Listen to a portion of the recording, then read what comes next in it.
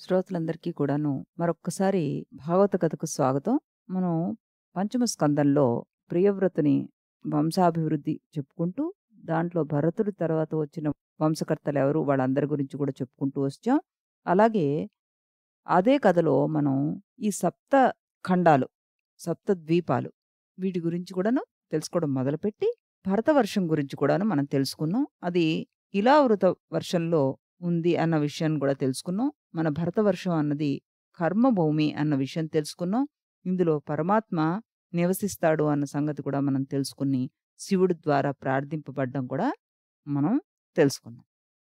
ఇప్పుడు నెక్స్ట్ ఏం వర్షం వస్తుంది అంటే, ఇలావృత వర్షం తర్వాత భద్రాశ్వ వర్షం.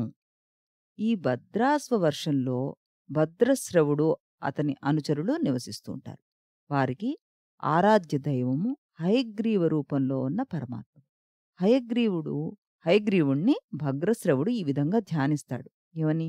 ఓం నమో భగవతే ధర్మాయ ధర్మాయాత్మ విశోధనాయ నమః అన్నమాట. అంటే ఏంటి? మేము ధర్మస్వరూపుడు, మానవుల్లో ఉన్న అజ్ఞానాన్ని, అవిద్యను పోగొట్టి ఆత్మజ్ఞానాన్ని ప్రసాదించే హయగ్రీయ స్వరూపంని స్మరిస్తున్నాము అని చెప్పడం అన్నమాట. ఈ మానవులందరూ అజ్ఞానంలో, అవిద్యలో ఆడుతుంటారు. పుట్టినవాడు చావక తప్పదని అందరికీ తెలుసు. తన కళ్ళ ముందే తన తండ్రి, తాతలు, ఒక్కొక్కసారి తనకన్నా చిన్నవారు అయిన కుమారులు, మనవలు కూడా మరణిస్తుంటారు. ఇవన్నీ చూస్తూ కూడాను మానవుడు తాను మాత్రం చిరకాలం బతుకుతానని అనుకుంటూ ఉంటాడు. ఇంకా ధనం సంపాదించి, ఆ ధనంతో సుఖాల్ని అనుభవించాలని ఆశతో జీవిస్తూ ఉంటాడు. ఓ దేవా! వీరే కాదు, వేదాల్ని, శాస్త్రాల్ని చదివిన వాళ్ళు, వివేకం కలవారు, ఈ ప్రపంచంలో అశాశ్వతం అని అందరికీ చెప్పేవాళ్ళు కూడాను నీ మాయకు లోబడి తాము మాత్రం శాశ్వతంగా జీవిస్తామనే మోహంలో పడిపోతుంటారు. ఇదంతా నీ లీల కాక మరేంటి నాయనా అంటూ ఆయనకు నమస్కారం చేస్తారటాయన. అలాగే కల్పము అంతం అయినప్పుడు వేదాలు, శాస్త్రంలో అన్నీ మరుగున పడిపోయాయి. నీవు హయగ్రీవ రూపంలో వేదాలను పునరుద్ధరించావు. వాటిని బ్రహ్మముఖం నుండి వెలువరించావు. అట్టి నీకు నమస్కారం చేస్తున్నాను అంటూ భద్రశ్రవుడు హయగ్రీవ రూపంలో ఉన్న పరమాత్మను ప్రార్థించాట. మన సుఖమహర్షి పరీక్షిత్ మహారాజుకి ఏమని చెప్తున్నాడో వినండి. పరీక్షిత్ మహారాజా, ఇది ఇంకొక వర్షం. నెక్స్ట్ వర్షం ఏమిటి? హరివర్షం. ఈ హరివర్షంలో పరమాత్మ నృసింహావతారంలో ఉపాసింపబడతాడు. ఈ నృసింహావతారం గురించి తర్వాత వివరిస్తాను. హరివర్షంలో ప్రహ్లాదుడు తన అనుచరులతోటి నివసిస్తూ ఉంటాడు. మహాభాగవత శ్రేష్ఠుడాయన. దైత్య దానవ కులాల్లో వన్నె తెచ్చినవాడాయన. భగవద్భక్తుడైన ప్రహ్లాదుడు పరమాత్మ నృసింహావతారంలో ఉన్నప్పుడు ఏ విధంగా స్తుతిస్తున్నాడో చూడండి అంటూ, శ్రీ నరసింహునికి నమస్కారము. నారసింహుడు తేజస్సుకే తేజస్సు వినువు. ఆయన నఖములు, కోరలు వజ్ర సమానాలు. ఆయన మానవుల కర్మవాసనలను అన్నీ భస్మం చేయగల శక్తి గలవాడు. మానవుల్లో ఉండే అజ్ఞానాన్ని, అవిద్యను నాశనం చేయగలిగినవాడు. ఓ దేవా! మా అందరికీ అభయం ప్రసాదించు అంటూ ప్రహ్లాదుడు నృసింహావతారంలో ఉన్న విష్ణుమూర్తిని ప్రార్థిస్తాట. ఇది మనకి సంస్కృత శ్లోకం యొక్క అర్థం ఇప్పుడు చెప్పింది. ఇంకా ఇలా ప్రార్థిస్తున్నాడు. ఏమని? మేము చేసే కార్యాలు మా దుష్టబుద్ధిని వదిలి సన్మార్గంలో ప్రవర్తించే విధంగా ఉండేలా చేయండి. బుద్ధి బలాన్ని ఉపయోగించి అందరికీ శుభం చేయడానికి ప్రయత్నించేలా చేయండి. ఈ కార్యాలు చేయడం వల్ల కలిగిన ఫలితాల యందు మాకు ఆసక్తి లేకుండా ఉండేట్టుగా చెయ్యండి. ఈ సంసార సుఖాల్లో మేము పడిపోతూ ఉంటాం. దాని నుంచి మమ్మల్ని కొంచెం విడిదేయండి. భగవంతునికి ఏ కోరికలు కోరకుండా సేవించే వారిలో ధర్మము, జ్ఞానము, వైరాగ్యము మొదలగు గుణాలు పుష్కలంగా ఉంటాయి. అలా కాకుండా కేవలం కోరికలు తీర్చడానికి భగవంతుని పూజలు చేస్తూ ఇల్లు, భార్య, పిల్లలు, ధనం వీటి యందే ఆసక్తి కలవారికి భగవంతుని యందు భక్తి ఉండదు. అటువంటి వారి మనస్సు ఎప్పుడూ ప్రాపంచిక విషయాల చుట్టూనే తిరుగుతూ ఉంటుంది. వాళ్ళు గుణవంతులు అనిపించుకోలేరు. నీళ్లలో ఉన్న చేపకు నీరు ఆధారం. అలాగే ఈ విశ్వంలో ఉన్న ప్రాణులకు పరమాత్మ ఆధారం. ఈ పరమాత్మ అన్ని ప్రాణుల్లోనూ ఆత్మస్వరూపంగా వెలుగొందుతాడు. పుట్టిన ప్రతి ప్రాణికి కాలం గడిచే కొద్దీ వయసు పెరుగుతుంటుంది. వారు వయోవృద్ధులు అవుతారేమో కానీ జ్ఞానవృద్ధులు కాలేరు. జ్ఞానం వృద్ధి చెందితేనే గాని పరమాత్మ తత్వం అర్థం కాదు. కేవలం వయసు వచ్చిన వారిలో జ్ఞానం వలన కలిగిన మహత్యం కొద్దిగా కూడా ఉండదు. అందువల్ల అందరూ ఆ నృసింహదేవుని పాదాల్ని ఆశ్రయించండి, సేవించండి, తరించండి. సంసారంలో ఉండే రాగద్వేషాలు, కోరికలు అవి తీరకపోతే నిరాశ, కోపం, అవమానం, భయం, దీనత్వం అన్నీ కలుగుతాయి. అందువల్ల జనన మరణాలు తప్పవు. ఈ జనన మరణ చక్రం నుండి తప్పించుకోవాలంటే సంసారం నుండి విముక్తి పొందాలి అంటూ ప్రహ్లాదుడు తన తోటి అసురులకు, ప్రజలకు బోధించాట. ఈ విషయాన్ని సుఖమహర్షి పరీక్షిత్తుకు చెప్తూ ఇంకా ఏమని చెప్తున్నారు? పరీక్షిత్తు మహారాజా, తరువాతది కేతుమాల వర్షం. ఎన్నోదిది? ఐదోది. విష్ణు కామదేవుని స్వరూపంలో ఉంటాడు. ఈ వర్షంలో అన్నమాట. కామదేవుడంటే మన్మథుడు. లక్ష్మీదేవి ఈ వర్షంలో పరమాత్మను ఈ విధంగా పూజిస్తుందట. ఏమని? హృషీకేశుని రూపంలో ఉన్న పరమాత్మకు నమస్కరిస్తున్నాను నేను. ఆయన వేదస్వరూపుడు, అన్నస్వరూపుడు, అమృతమయుడు, సర్వం వ్యాపించి ఉన్నాడు. ఈ విశ్వమంతా ఆయన స్వరూపమే. బలానికి, కామానికి, కాంతికి ఆయన ప్రతీక. అటువంటి పరమాత్మకు నమస్కరిస్తున్నాను అని ఆ శ్లోకం మనకి చెప్తోందనమాట. ఆ దేవి ఎలా అంటోంది? నీవు అందరికీ అభయాన్నిస్తున్నావు, అందరినీ రక్షిస్తూ ఉంటావు. ఈ లోకాలన్నిటికీ నీవే ప్రభువు. లక్ష్మీదేవి విష్ణుతోటి అంటోందట ఏమని? ఓ దేవా! నేను అంటే లక్ష్మీదేవిని సకల సంపదలకు అధిపతిని. అందుకే అందరూ నన్ను సేవిస్తూ ఉంటారు. నా కరుణా కటాక్ష వీక్షణాల కోసం ఎదురుచూస్తుంటారు. కానీ నేను మాత్రం నిన్నే సేవిస్తూ నీ కరుణ కోసం ఎదురుచూస్తూ ఉంటాను. ఎంతమంది నన్ను పూజించినప్పటికీ నేను మాత్రం నిన్ను పూజించే వారిని, నీ భక్తులను మాత్రమే కరుణిస్తూ ఉంటాను. ఎన్ని పూజలు చేసినా ఇతరులు నా అనుగ్రహానికి పాత్రులు కాలేరయ్యా. నీ అభయహస్తాన్ నుండి ఎన్ని వరాలు కురుస్తూ ఉంటాయి. అందుకే నీ భక్తులు నీ అభయహస్తానికి నమస్కరిస్తూ ఉంటారు. నీవు కూడా నీ భక్తుల తల మీద నీ అభయహస్తాన్ని ఉంచి ఆశీర్వదిస్తూ ఉంటావు. నువ్వు భక్తుల యందు ఆదరము, ప్రేమ చూపుతూ ఉంటావు. అలాంటి నీకు నా నమస్కారం అంటూ లక్ష్మీదేవి ఈ వర్షంలో హృషికేశుడిని ప్రార్థిస్తుందిట. ఆ తర్వాత వచ్చే వర్షం ఏంటి? రమ్యక వర్షం. ఈ వర్షానికి అధిపతి మనువు. ఈ వర్షంలో ఉన్న ప్రజలు మత్స్య అవతారంలో ఉన్న పరమాత్మను పూజిస్తారు. ఈ మంత్రాన్ని జపిస్తూ ఉంటారు. ఓం నమో భగవతే ముఖ్యతమాయ నమః సత్వాయ ప్రాణాయోజసే సాహసే బలాయ మహామత్స్యాయ నమ ఇతి. సత్వగుణ స్వరూపుడైన ఆ పరమాత్మకు నమస్కారం. విశ్వంలో ఉన్న ప్రాణులకు అందరికీ ఆయన ప్రభువు. అటువంటి మత్స్యావతారుడికి నమస్కారం అని దాని అర్థం అన్నమాట. నీవు ఈ విశ్వానికి ఈశ్వరుడువు. అన్ని జీవుల లోపల బయట నువ్వే ఉన్నావు. ఇంద్రుడు మొదలగు లోకపాలకుడు కూడా మాత్సర్యంతో ఒకరినొకరు ద్వేషించుకుంటూ ఉంటారు. నీ కృపా కరుణ లేనిచో వీరు ఈ విశ్వాన్ని పాలించలేరు. భూమి అంతా జలమయమై ఉన్నప్పుడు మత్స్య రూపంలో నన్ను అంటే మనువును అంటే ఔషధాలను రక్షించావు. అట్టి నీకు నమస్కారం అంటూ మనువు ప్రార్థించాడట. ఆ తర్వాత వచ్చే వర్షం ఏమిటి? హిరణ్యయ వర్షం. ఈ వర్షంలో పరమాత్మ కూర్మ అవతారంలో పూజింపబడతాడు. మన దశావతారాలు చెప్పుకుంటున్నాం కదా, మరి ఇందులో ఎన్నొచ్చాయో చూద్దాం. ఈ వర్షంను పితృగణములకు అధిపతి అయిన అర్యముడు పాలిస్తున్నాడు. ఈ అర్యముడు ఈ మంత్రంతోటి కూర్మావతారంలో ఉన్న పరమాత్మను కీర్తిస్తుంటాడు. ఏమని? ఓం నమో భగవతే ఆకుపారాయ సర్వసత్వగుణాయ విశేషణాయ నమో అనుపలక్షితస్థానాయ నమో వర్ష్మణే నమో భూమ్నే నమో అవస్థానాయ నమస్తే ఇతి. అంటే నీవు ఎల్లప్పుడూ జలములో ఉండడం వల్ల నిన్ను చూడ్డం సాధ్యం కాదయ్యా. నీవు సర్వసత్వగుణ విశేషణుడివి. నీవు కాలాతీతుడివి. ఈ విశ్వానికి ఆధారం నువ్వే. నువ్వు ఎక్కడికైనా వెళ్ళగలవు. సర్వవ్యాపివి. అట్టి నీకు నమస్కారం చేస్తున్నాను. నీ మాయాశక్తితోట ఈ ప్రపంచం అంతా ప్రకటితం చేస్తున్నావు. ఇదంతా నిజం కాదు. నీ విరాట్ స్వరూపం కూడా మేము కల్పించుకున్నదే. నీకు పేరు లేదు, రూపమూ లేదు. అన్ని రూపాలతో నువ్వే దర్శనమిస్తూ ఉంటావు. ఆ రూపాలు లెక్క పెట్టడానికి కూడా అలవి కాదు. ఇలాంటి నిన్ను మేము ఎన్ని చేతులెత్తి మొక్కినా కూడాను సరిపోదు అంటూ ప్రార్థిస్తున్నాడనమాట. ఆ తర్వాత వచ్చే వర్షం ఏమిటో తెలుసా పరీక్షిత్ మహారాజా? ఉత్తర కురు వర్షం. ఈ వర్షంలో పరమాత్మను వరాహ రూపంలో ఆరాధిస్తారు. ఈ వర్షానికి అధిపతి పృథివి.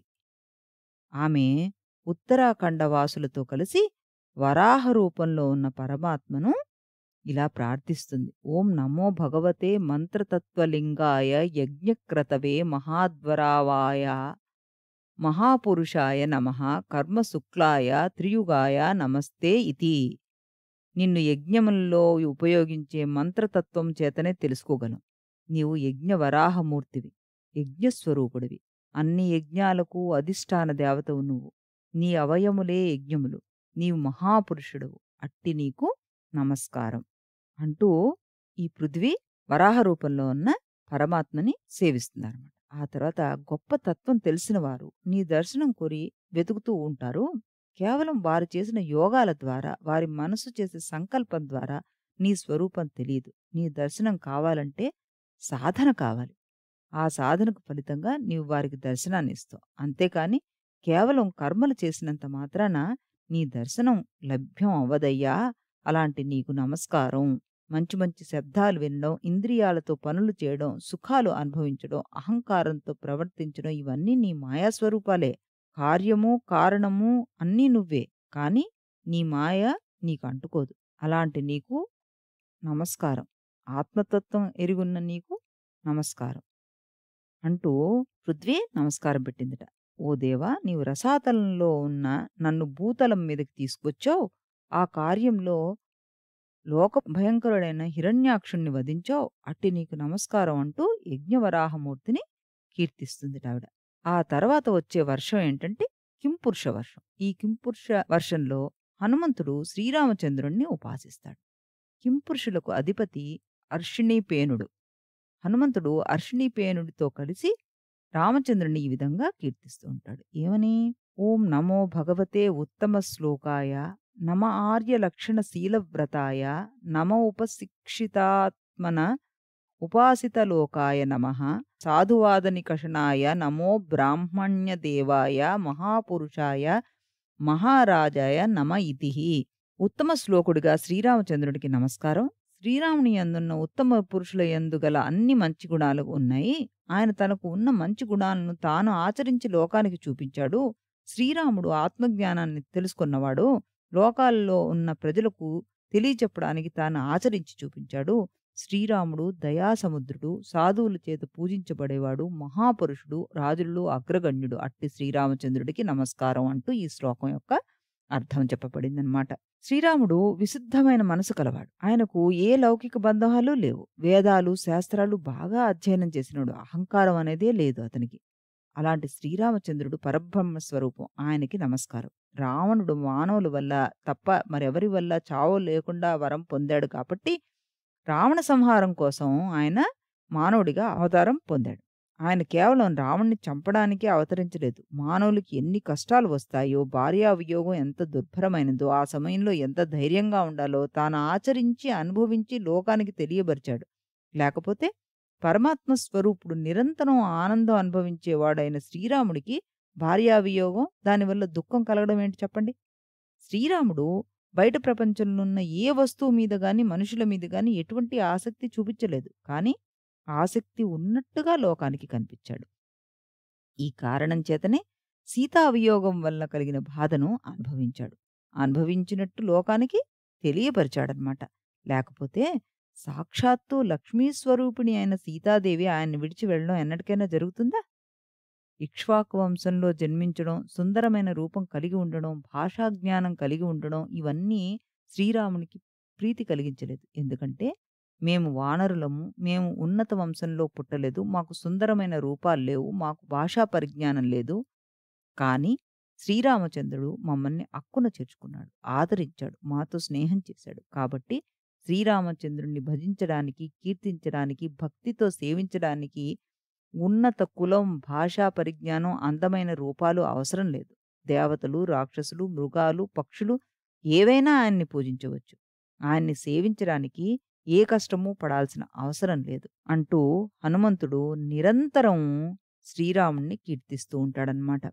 ఓ పరీక్షిత్ మహారాజా, ఆ తర్వాత వర్షం భారతవర్షం.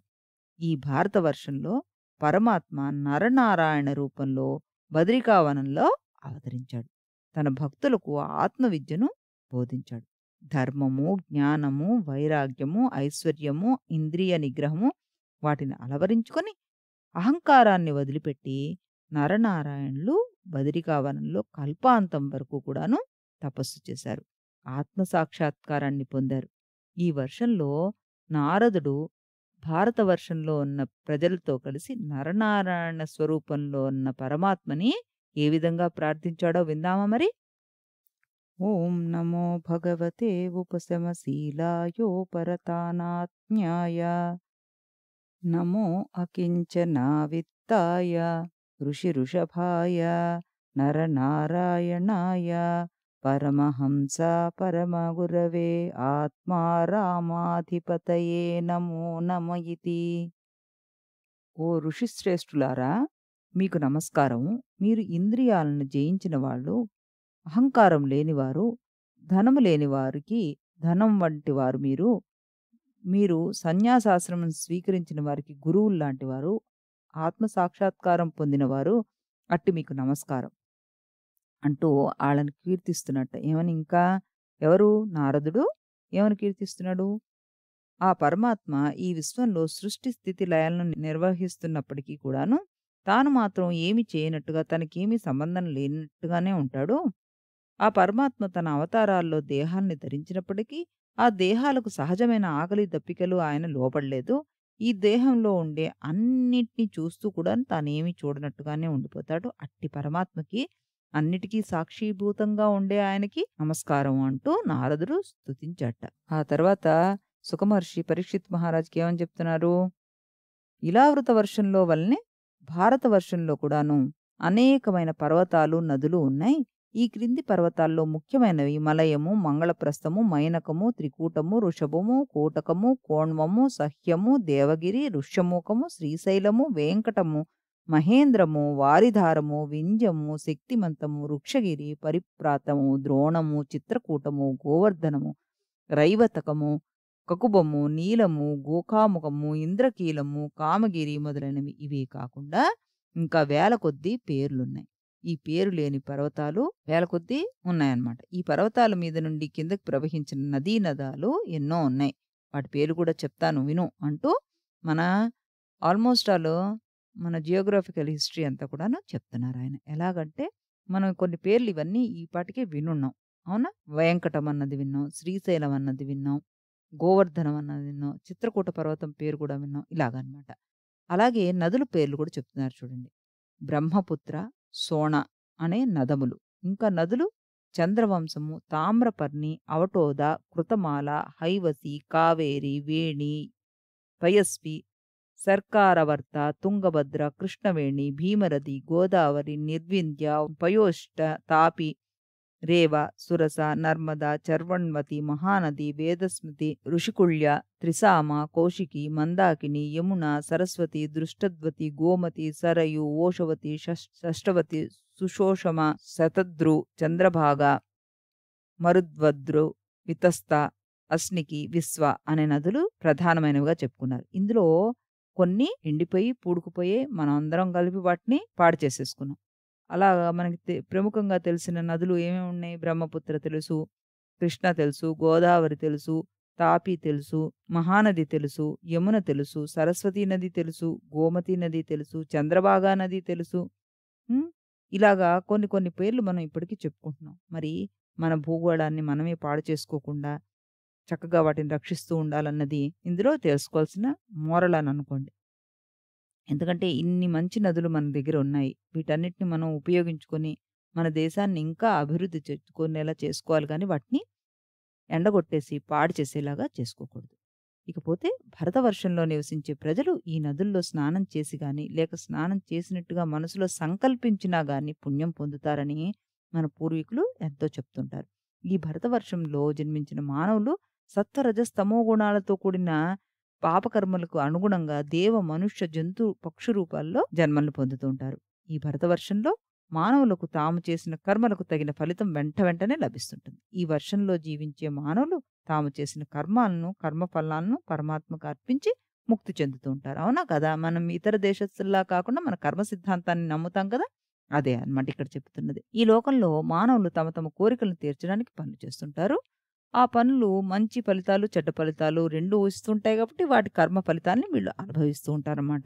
భరతవర్షంలో ఉన్న మానవులు స్వర్గలోకంలో నివసిస్తూ స్వర్గలోక సుఖాలను కూడా అనుభవిస్తారు. ఈ విధంగా కీర్తిస్తూ ఉంటారు. ఈ భరతవర్షంలో పుట్టిన మానవులు ఎంతటి అదృష్టవంతులు, ఎంతో పుణ్యం చేసుకుంటే గాని ఈ భరతవర్షంలో పుట్టరు. ఈ భరతవర్షంలో పుట్టిన వారు ఏ తపస్సు, యజ్ఞయాగాలు చెయ్యాల్సిన అవసరమే లేదు. కేవలం భక్తి ఉంటే చాలు. ఆ పరమాత్ముడు ప్రసన్నమవుతాడు. అంతటి అదృష్టం మనకి లభించిందనమాట. పరీక్షిత్ మహారాజా, ఇప్పటిదాకా జంబూ ద్వీపం గురించి, భరతవర్షం గురించి చెప్పాను. కొంతమంది పండితులు జంబూ ద్వీపంలో 8 ఉపద్వీపాలు ఉన్నాయని చెప్తుంటారు.